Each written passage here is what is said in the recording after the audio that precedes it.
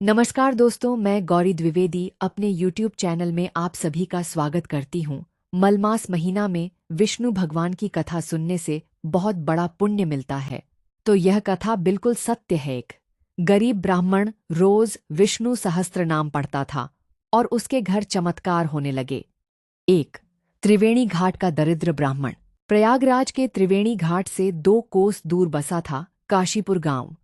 वहीं रहता था शास्त्री केशव मिश्र। उम्र 35 साल। धोती फटी हुई, पैरों में टूटी चप्पल, पर माथे पर चंदन का त्रिपुंड और आंखों में अजीब सी शांति। केशव के पास न खेत था न दुकान। पिता का छोड़ा हुआ एक टूटा फूटा घर, 2 गायें और एक पुरानी ताड़पत्र की पोथी विष्णु सहस्त्र नाम। पत्नी शारदा और 2 बच्चे, 8 साल का माधव और 5 साल की गौरी। घर में अनाज के नाम पर अक्सर बस मुट्ठी भर चावल। केशव गांव में पूजा पाठ करा के जो 10 से 20 रुपये मिलते, उसी से चूल्हा जलता। कई बार तो बस गंगा जल और तुलसी दल पर ही दिन कट जाता। गांव वाले कहते, पंडित जी, इतना पढ़े लिखे हो, शहर जाओ, कथा करो, पैसा कमाओ, यहाँ भूखे मर रहे हो। केशव हंसकर कहते, लक्ष्मी चंचल है बहन, पर नारायण अचल हैं। जो नारायण को पकड़ ले, उसे लक्ष्मी खुद ढूंढती आती है। उसका नियम अटल था। सुबह 4 बजे गंगा स्नान, फिर पीपल के नीचे बैठकर विष्णु सहस्त्र नाम का पाठ। 1000 नाम, एक भी दिन नागा नहीं। 12 साल से लगातार। बारिश हो, बुखार हो, घर में अन्न न हो, पाठ नहीं रुकता था। 2 पहला चमत्कार। टूटी हांडी में खीर। कहानी शुरू हुई माघ की कड़कड़ाती सर्दी में। 3 दिन से घर में एक दाना नहीं था। गौरी बुखार में तप रही थी। शारदा ने रोते हुए कहा, स्वामी, बिटिया को आज दवा नहीं, कम से कम 1 चम्मच दूध तो मिल जाए। केशव के पास जवाब नहीं था। वह रोज की तरह पीपल के नीचे गए।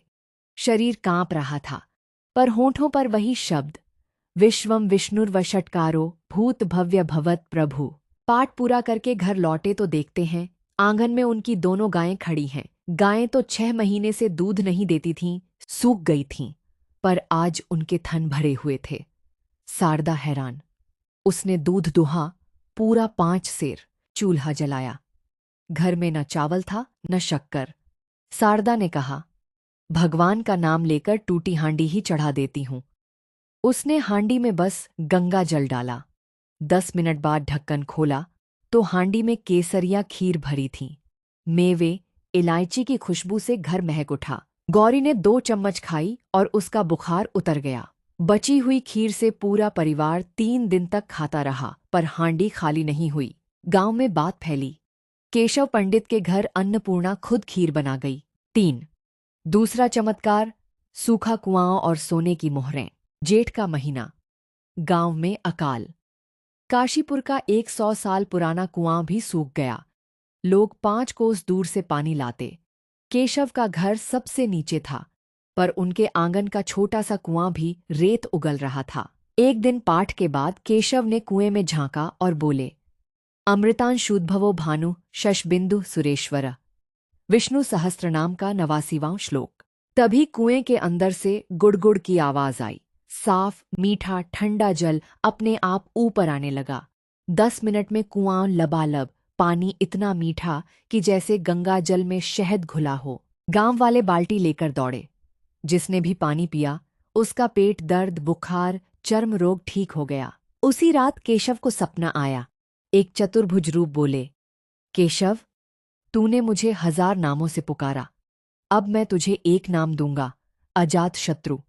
कल सुबह कुएं की जगत हटाकर देखना। सुबह केशव ने जगत हटाई। नीचे मिट्टी में दबी थी एक छोटी सी मटकी। खोली तो 108 सोने की मोहरें। हर मुहर पर AUM नमो नारायणाय लिखा था। केशव ने एक मुहर भी नहीं रखी। सरपंच को बुलाकर कहा, यह गांव का पानी है, तो यह धन भी गांव का। इससे स्कूल की छत और अस्पताल बनवाओ। 4 तीसरा चमत्कार। श्राद्ध में आए पितर। भाद्रपद का महीना। केशव के पिता का श्राद्ध था। घर में तिल रखने को भी पैसे नहीं। शारदा चिंतित थी। बिना ब्राह्मण भोज के पितर कैसे तृप्त होंगे? केशव बोले, हमारे पास विष्णु सहस्त्र नाम है, वही सबसे बड़ा भोज है। उसने आंगन लीपा, केले के पत्ते बिछाए, पत्तों पर बस तुलसी दल और गंगा जल रखा। खुद